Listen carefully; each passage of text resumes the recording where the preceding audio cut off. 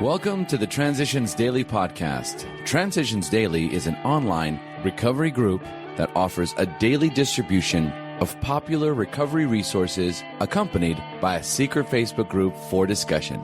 We hope you enjoy today's readings. This is Transitions Daily for November 8th, read by Charlie L. from St. Paul, Minnesota. AA thoughts for the day. Authority. Many people wonder how AA can function under such a seeming anarchy. Other societies have to have law, enforce and sanction and punishment administered by authorized people. Happily for us, we found we need no human authority whatever.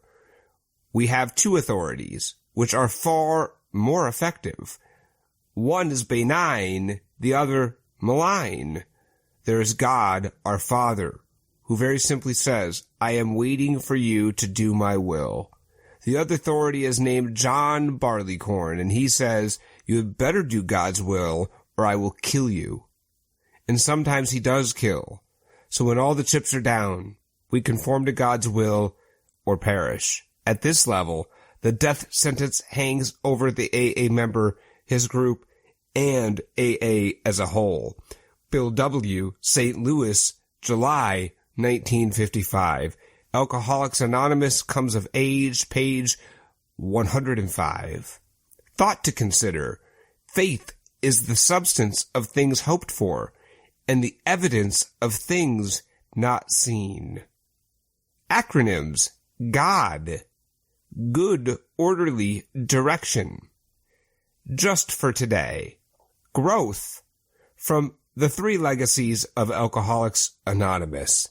Thus AA rolled along until the spring of 1941, when we could count 2,000 members, a gain of 1,200 in a single year. We thought this was good going, but actually we had not seen anything yet. We were on the threshold of the event that made Alcoholics Anonymous a national institution overnight. Dr. A. Wise Hammer, already a champion of AA in Philadelphia, had drawn our fellowship to the attention of Curtis Bach, one of the owners of the Saturday Evening Post, an extremely popular magazine of the time. At first, the editorial board of the Post was dubious, but Mr. Bach had seen some of our Philadelphia members and had heard about their recovery at first hand. He knew whereof we spoke.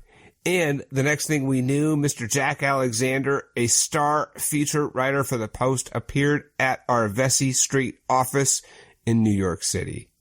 Alcoholics Anonymous comes of age, page 190. Daily Reflections.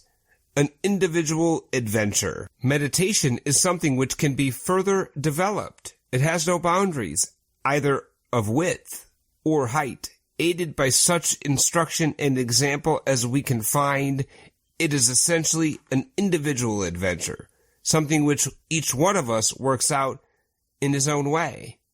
12 Steps and 12 Traditions, page 101. My spiritual growth is with God as I understand Him. With Him, I find my true inner self. Daily meditation and prayer strengthen and renew my source of well-being. I receive then the openness to accept all that He has to offer. With God, I have the reassurance that my journey will be as He wants for me. And for that, I am grateful to have God in my life. As Bill sees it, tolerance keeps us sober. Honesty with ourselves and others gets us sober, but it is tolerance that keeps us that way. Experience shows that few alcoholics will long stay away from a group just because they don't like the way it is run. Most return and adjust themselves to whatever conditions they must.